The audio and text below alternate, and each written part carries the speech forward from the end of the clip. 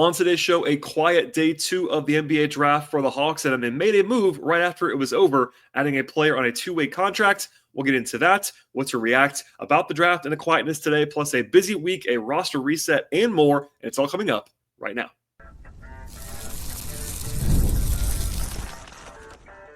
You are Locked On Hawks, your daily Atlanta Hawks podcast, part of the Locked On Podcast Network. Your team every day. Hello, friends. Welcome to episode 2009 of the Locked On Hawks podcast. I am your host, Rowland, coming to you deep into the night here on a Thursday evening into Friday. And today's podcast is brought to you by the folks at Game Time. Download the Game Time app, create an account, and use code LOCKEDONNBA for $20 off your first purchase. Terms apply. I also want to encourage you at the top of the show, as I always do, to make Locked On Hawks your first listen each and every day. Check us out and subscribe to the podcast wherever you get your podcast. That includes Apple and Spotify. We're also on YouTube, so please like this video as you are watching it, and be sure to tell your friends, your colleagues, your family, etc. about this show. Help us spread the word. It's been very, very busy on the show for quite some time now. The NBA draft does not wait for anyone. It's been a whirlwind cycle. It's now technically over. To me, there's always kind of a summer cadence going into free agency and then into summer league, which is about to happen. So still certainly focusing on young players over the summer, but the draft is now over. It was a quiet day for the Hawks. There was some speculation behind the scenes. I reported on this too. The Hawks were certainly active in some discussions throughout the day of the second day of the NBA draft, but ultimately they did not trade back in to the second round. They did, as we'll talk about in a second, make a reported 2-way signing that I've heard and confirmed to be happening. So we'll talk about that in a second. But also, it's been a very just busy week. Like, things dominoed in a hurry when it comes to Onsi Saleh talking to the media for the first time, a massive trade. So if you missed that podcast, I did a full emergency podcast reaction to the Hawks landing Porzingis in 3-team trade fashion. That was a very good deal, in my opinion, for the Hawks. And then, obviously, they made things interesting on the first night of the draft with a massive trade-up that was very popular, and also the selection of Asa Newell. So if you missed anything, listen to that in the podcast archive, and we'll dive in now to today's kind of nuts and bolts show, but also just a lot going on in Hawksland. So again, the only bit of news from Thursday, the second day of the draft, was from Shams Charania, and he reported that the Hawks are going to be signing Eli Ndiaye to a 2-way contract. That has not been announced at this point in time. The Hawks could announce it. They have not yet. It's late night. This stuff moves very, very quickly. The second round is much different in terms of feel than the first round. First round, a lot more pomp and circumstance, a lot more attention paid to it. And then from like pick number 45 on, generally speaking, it's kind of a free-for-all in the second round of the draft. And then immediately, within the first 10 minutes, there were 5, 6, 7, 8 2-way contract signings across the league. The Hawks made one of them reportedly from Shams. Eli Ndiaye is a 21-year-old. In fact, today is his birthday, reportedly, at least according to Real GM. Turns 21 years old today, so happy birthday to Eli. From Senegal, he was number 77 on my friend Sam Vecini of the Athletics big board coming into the draft. So that's not like a huge swing at a 2-way contract. It's kind of right firmly in the 2-way contract zone.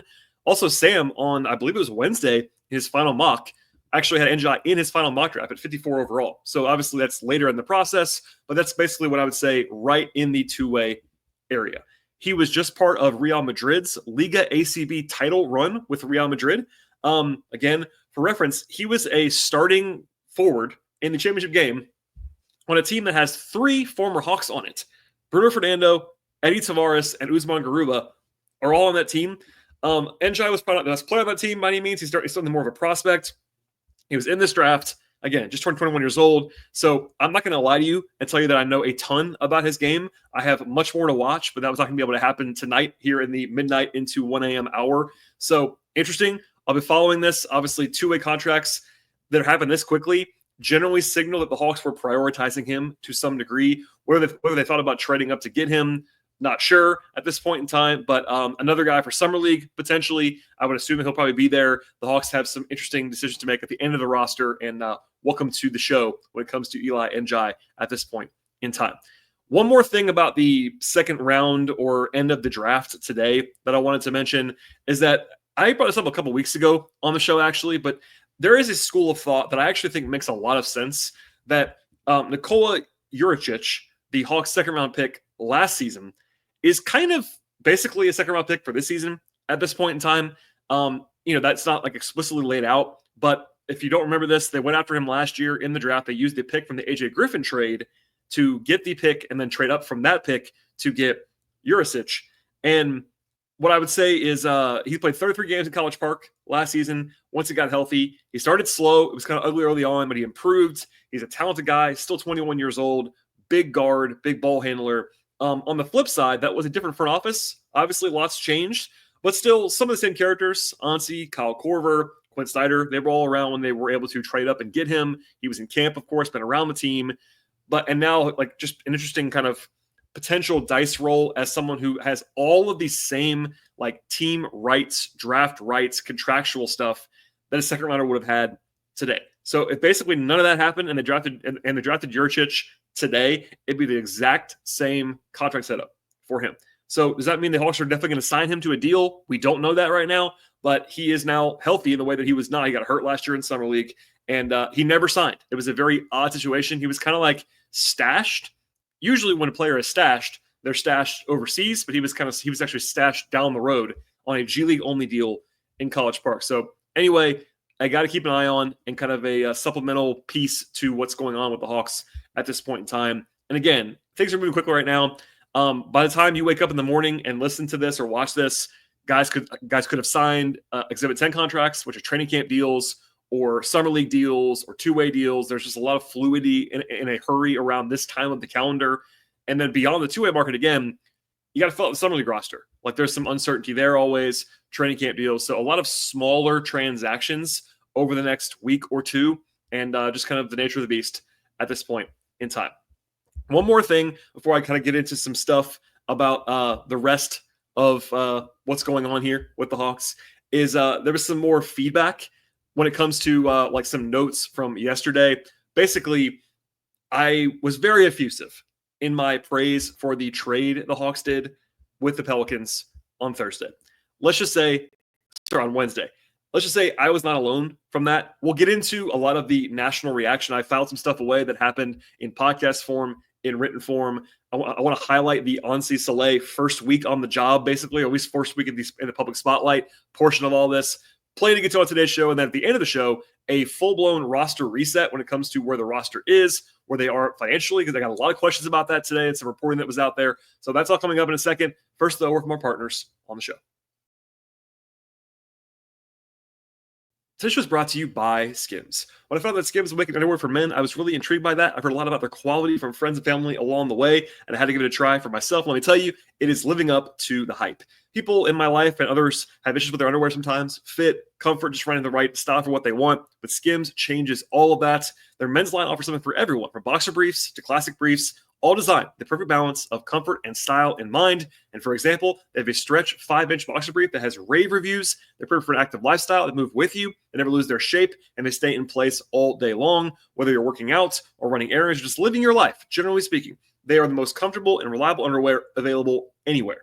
So they have the lightweight material, also feels amazing in any situation, and you can shop for SKIMS Mens right now at skims.com/lockedonnba and also in SKIMS stores. Also, let them know that we sent you to them. After you place your order with SKIMS, select podcast in the survey and select our show, Locked On Hawks, in the drop-down menu that follows. One more time, the place to go check out all this stuff is skims.com/lockedonnba. So I kind of said it in real time on the show's episode 2008, the kind of wrap up of the first round of the draft. A lot to get to last night. And I kind of said it in real time. Like, I'm not usually this effusive in praising many things.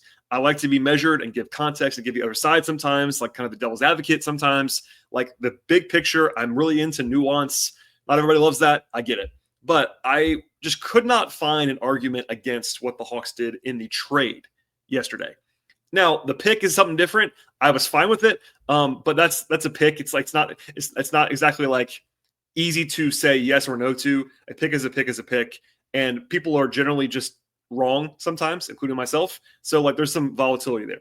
With the trade, there really wasn't much to say on a negative front. In fact, nothing basically to say on a negative front. And I was getting texts and DMs and sharing some of that context with you last night, deep into the night, knowing that there was going to be more publicly said overnight, there's the industrial complex of podcasting and writing and all of those things that happen after the NBA draft. People that cover the draft all the time, etc. So a lot of the national reaction came out on Thursday morning. And honestly, it was exactly more of what I was sharing initially with you and what I expected it to be when it comes to everyone, literally everyone that I talked to and heard from, hating the trade for New Orleans, which means they really liked it for the Hawks. For example, on a night when a lot of things happened, like the NBA draft first round is a big national story. The Hawks were down the board some. Zach Lowe, who is probably the best known NBA writer / podcaster in the country, Zach led his podcast today with the Hawks-Pelicans trade and some similar reaction stuff to what the Pelicans did not do, basically. Lowe called the pick the Hawks got one of the, quote, best assets in the entire NBA now. When it comes to that, he was dumbfounded by what New Orleans did, as I was. Bill Simmons, his colleague at The Ringer, went nuts about it, apparently. I only saw clips, but apparently Bill Simmons went crazy about it. That happened too. Sam Vecini, good friend of the podcast from The Athletic, who's a full-time NBA draft person, wrote a winners and losers piece for The Athletic today and had a pretty wild quote from a person he described it as an assistant GM in the league. That person said the following, quote, "This is the worst trade, non-Luka division that we've seen in at least a decade," end quote. And that was not alone. Like that, I heard a lot of sentiment like that from people in the league, not fans, not Twitter people in the league or agents or whatever. People were really riled up about this trade and how bad it was for New Orleans, basically. So it's one of those things that is, I would say, it's weird. Like nothing like this is ever universal in this way, and yet it was. So it's one of those things. It's crazy. I have all kinds of stories. For instance, one more thing on this. I have two people that I would say in front office that I talked to tell me that like the pick that New Orleans sent out to move up 10 spots in the draft would have likely been enough to take them all the way into like the top 5 or 6 in the draft, like 17, 18 spots, had they just like offered it to everybody, basically moving forward.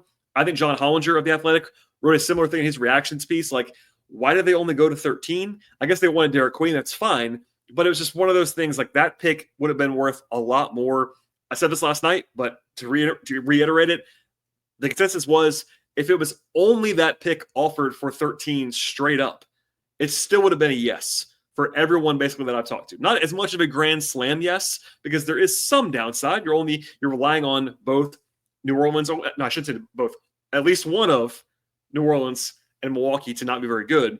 But even if they're both like okay, that pick's going to be in the middle of the first round. That's a decently valuable pick. So anyway, I won't repeat all that stuff, but let's just say there was a lot more of the reactions that I thought were going to happen today, and they happened.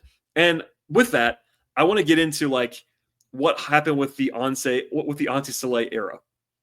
That's now beginning. I say that kind of funny, like I use the word era all the time, but I got a question from a listener named Cameron that I thought was both very funny and also interesting to kind of jump off of on this podcast. And the question, of course, tongue-in-cheek is, quote, "Is Onsi the best GM of all time? Is he the Hawks' messiah? I'm kidding, but what could he have possibly done better in his first week on the job?" So one small correction to the question from my guy, Cameron. Thank you for asking the question. He's actually been on the job for 2 months. So it's not like he just started, but starting in the public eye. He was hired, actually he was already there, but he was promoted when they fired Landry. All the stuff that I've covered now for months and months and months. This is his first kind of like in the eye of the storm, middle of everything kind of stuff from Onsi. Monday, he speaks to the media for the first time ever in his career as the GM and does a good job. Like, it wasn't anything like huge news. I covered it. I was there asking questions, no like grand proclamations or big statements, but laid out his vision, very matter of fact, just kind of like being him. He's a very pragmatic guy, very smart guy, etc. The next day, the Hawks do the 3-team deal for Porzingis that I really liked. I said that on the show. Like, that's a good value for me. I think people that I've talked to around the league really liked it as well. Like, there's some downside with the injury stuff. I get that. But you get an archetype of a player that's extremely valuable. He's been a top like 30, 40 player in the league at times in his career. And you get him at a buy low price, like a very modest price for what he actually is. A big move with upside and not much downside, considering the price you paid of only a pick in the 20s and you shed Terrence Mann's contract. So All that said, a good move that I liked a lot. Then Wednesday, you make the Grand Slam trade. It's a future-facing deal. I know that there's some delayed gratification when you wait for next year's pick, but that kind of refills the coffers. The Hawks are now, and this is something that was a topic on a lot of podcasts and columns today, they're kind of like really in the best spot they've been in a long time, honestly, roster-wise, both with the young talent, but also like they gave up so much for DeJounte the first time around. They got some of that stuff back when they traded him, but now they're like really in a good spot with the draft. They got 2 picks for next year. They're not like in a dire position at all anywhere, which is a really nice place to be. That deal again, 100% approval rating. I loved it. And you back it up with a pick at 23 that's like very solid. Like I would say well reviewed. Not everyone loves Jason Newell, but he was a lottery level pick for some people. I reference the rookiescale.com consensus board. Sometimes that's a good roundup of like the mainstream mock drafts, big boards of people that do this for a living.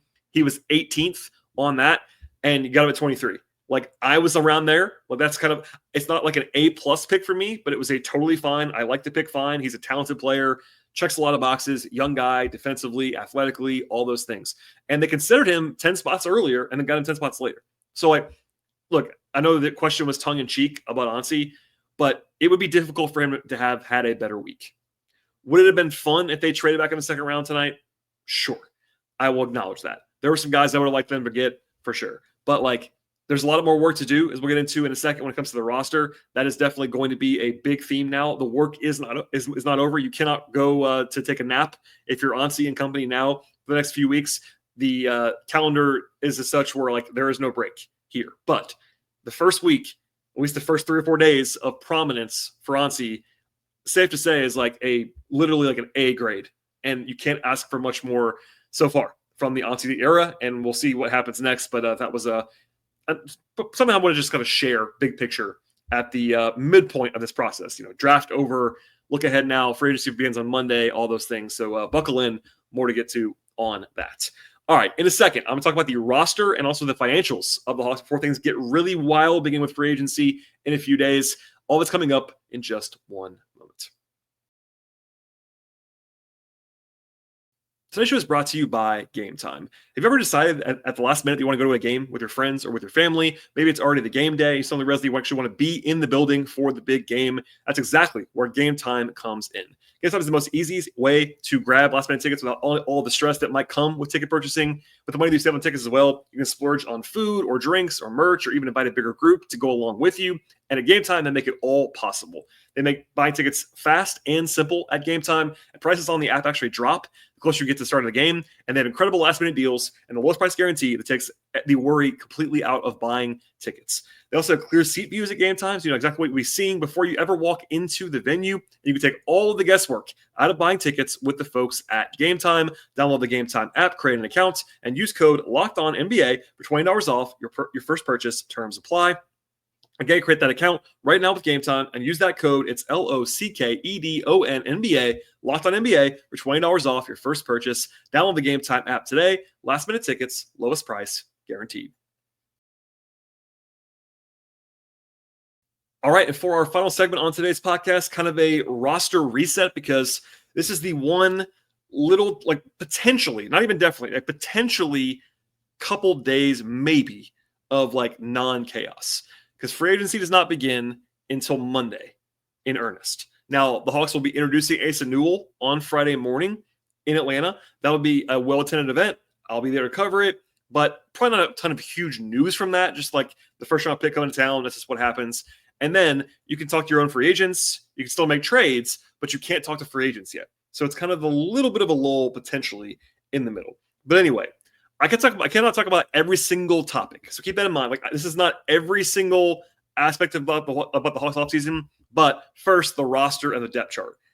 For me, after all the dust settles now, post-Porzingis trade, post-draft, they have 6 guys that are obviously very clearly starting level players or better. Trey, Dyson, Risha Shea, Jalen Johnson, Okongwu, and Porzingis. 5 of those 6 guys are going to start the opener unless something big changes. Obviously, debate that later of who it's going to be. But they have 6 like very, very good players under contract on the roster. Then they have 2 more guys under contract that I would say you can at least plan on being rotation level players, like guys you can play. And that's V. Krejci and Mo Gay. I don't think you want Mo and Veet to be your 7 and 8 guys in your rotation, and they won't be if I had to guess. But they're on the team. If they're in your top 12, you're fine. They can play for you. Then you have Asa Newell, Kobe Buffkin, and Dom Barlow right now under contract. So like the depth is a concern. I talked about that yesterday on the show a lot. They got work to do. They all know that. They got money to spend. They got exceptions to use, all of that. But that's 3 more guys, and they're all young and unproven to this point. Then you have the 2 two-way guys that are signed. Right now, Daquan Plowden was signed to a 2-way contract. You also have now Ndiaye signed to a 2-way contract. And then you have a couple of guys who are restricted free agents on 2-ways. They're not signed right now. That's Keaton Wallace, Jacob Toppin. You also have Juricic, who is the guy that they drafted last year that they might want to sign. So uncertainty there. 2-ways are not guaranteed contracts. Like if they wanted to cut Plowden, they probably could just go ahead and do that. I'm not saying they're going to, but if they wanted to, they could. Uncertainty there. So I think it's possible, for example, that Kobe is in the mix to play. It's possible that he's not, for example. They obviously like Newell quite a bit, but he's 19 years old. Like I don't think I would say most one-and-done players that are not like Cooper Flagg level are not very good as rookies. That's not a shot at Newell. I like Newell. I like Newell plenty, but you cannot bank on him being an awesome rotation level guy right away, even if he's just another option for you. You got Barlow. Obviously, he's probably behind Newell and Gay in the pecking order. So a guy that I've always liked, but he's probably deep into your bench if he's still on the team. So they clearly have holes. They need more wings. That's very obvious. You got Dyson, you got Zach. But other than Veet, you got nobody else on the wing right now. Veet cannot be your third wing. We all know that. I like Veet a lot. That's not his role. You got Karis LeVert in the mix, obviously. He's could be signed soon enough, but that's not a guarantee to happen. If he's not back, you got to fill that spot in addition. Even if they sign Karis, you need another wing probably on your team. This is not a positional thing. They probably need more shooting overall. Porzingis helps with that, clearly, but it's not like he fixes every problem with the shooting that they had last year. Backup point guard, obviously you got Kobe, you got Dyson. We'll see what happens there. And you need to have somebody else probably that you could sign to kind of help run the offense if Trey is hurt or something like that. And then backup power forward is less of an issue now than it was before, but you do have some uncertainty there with like Mo Gay and Asa Newell being your only backups to Jalen Johnson at the 4. Not the best thing in the world for like the present day. For the future, sure, you're in fine shape there. But like for this year, we'll see. And then same thing for third center. Like if you were to sign Larry Nance Jr., he can do a little bit of both. That's probably a good plug of a hole, a guy who's versatile, well-respected, etc. But they have Gay, they have Newell, they have Barlow, who can kind of play center, but you have the durability issues of Porzingis, etc. So anyway, that's a quick rundown of where they are. No one in the world expects them to run with this rotation and this roster. They're going to add to it, and I'll tell you kind of how now. So financially, one actually thing that I should have mentioned yesterday, this is not the reason I did the trade by any means. The Hawks did save a couple $1 million in flexibility with the deal yesterday, going from 13 down to 23. Now, they took on some money in a Porzingis deal, so it's kind of a little bit of an offset there. But some of this is repetitive, but Monday, the free agency begins, 6 p.m. Eastern time, and I want to kind of lay out the weapons that they have at their disposal to add to the roster. At the moment, they cannot talk to free agents that are not their own free agents. So they can call Karis LeVert right now and negotiate with him, but Nickeil Alexander-Walker, they can't call, for example, until Monday night, legally, so to speak. Also, there's a deadline coming up. Dom Barlow, they actually have until Sunday, which is June 29th, to decide on Dom Barlow's team option for this season. It's $2.27 million. Not a huge deal. I get that. I like Dom. But you could decline that and have him be a free agent. You could pick it up. It's like right on the borderline for me. That's a decision they have to make, though, in the next 2 days. That's kind of the one big thing. And obviously not big as relative, but like the one deadline they have in the next couple of days. They have to decide on that. So also, by the way, Veet and Mo are both non-guaranteed, but they're so cheap. They're going to be on the team almost certainly. So Dom is really the one guy to have to make like a yes or no decision on in the coming days. As far as the money is concerned, if you include Barlow's option, which most people are projecting that to be a yes, at least on paper, I don't know about Bobby Marks, Keith Smith, etc. And you throw in the rookie scale number for Asa Newell, which is guaranteed. the Hawks would have 11 players under contract for roughly 157.2 in terms of millions of dollars. The tax line is 187.9. So they're $30.7 million under the luxury tax line with 4 open roster spots. Again, if you include Barlow in that. You got to sign at least 3 more guys. At least acquire 3 more guys. You got to have at least 14 plus 2 ways. The Hawks have multiple ways to add to the roster as a refresh here. They have this trade exception that everyone's asking about all the time. It's been a national story recently. It's $25.2 million. It expires on July 7th. So you can't wait around. It's only about another week and a half until it's gone. That could be a player that's $15 million, $20 million, $18 million, $24 million, whatever. It has to be a trade, number one, and it has to be a player that makes, at the absolute most, $25.2 million. And also, you cannot combine it with anything. It's a player comes in, that's it. You can't be combined. You can't like make it bigger, for example.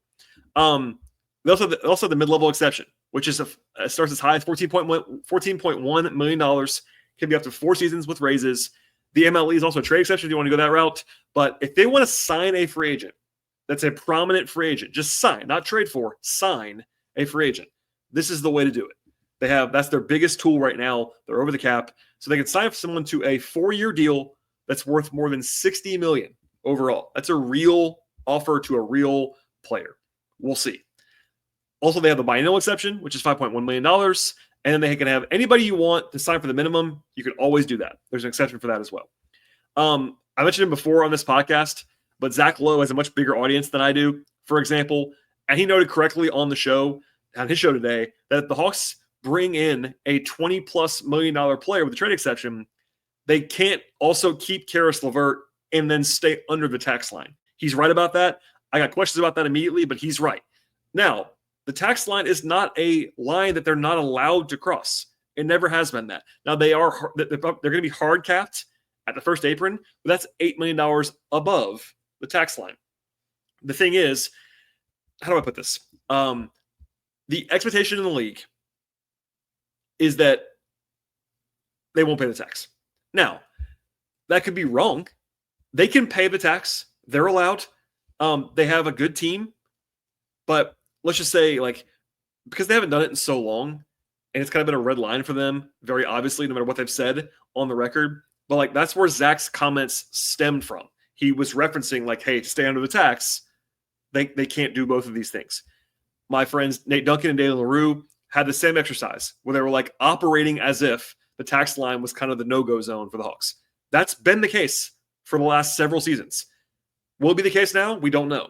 But if that's the case, they're right that you can't do a trade for a $25 million player and then also sign LeVert and then also use the mid-level. You could do those things, but you have a ceiling on your spending. So all that said, they have multiple things. The 3 biggest ways, again, to add to the roster, other than just a normal trade, would be the trade exception, the mid-level exception, and then to just sign Karis LeVert with his bird rights, which means you're allowed to exceed the cap and pay him whatever you want to.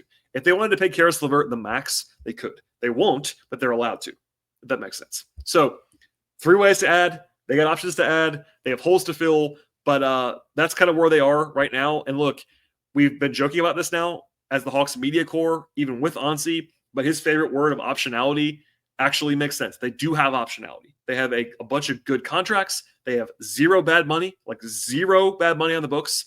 And yeah, they got holes to fill, but they have a 6-player core right now with no bad money. They do have draft picks. They have young players. They're in a good spot. And it should be a very interesting, week plus here as things get really heated up on the market and trades. And then we get ready for Las Vegas, all that fun stuff. Anyway, I said before, they're going to be introducing Ace and Newell on Friday, kind of lunchtime hour in Atlanta. I'll be there for that. Barring any created news that I'm not seeing, I won't have a post press conference podcast because there's not going to be anything that's hugely new from that. And I think I've done 10 shows in the last 8 days. So if there's news, I will always jump back in and do a show. But I'll have a show for you at some point this weekend. By Sunday at the latest, I'll have a new episode of the podcast. So please stay tuned for the pod. Please subscribe to the show. Tell your friends. We're on Apple, Spotify, etc. Follow the show on Twitter /X at Locked On Hawks. Follow me there at BT Rowland. I'm also on Blue Sky at BT Rowland, and my non-podcast work can be found at patreon.com/BT Rowland. All right, everybody, it's been a heck of a week. Much more to come. Late nights, fun stuff to talk about, and we'll see everybody next time.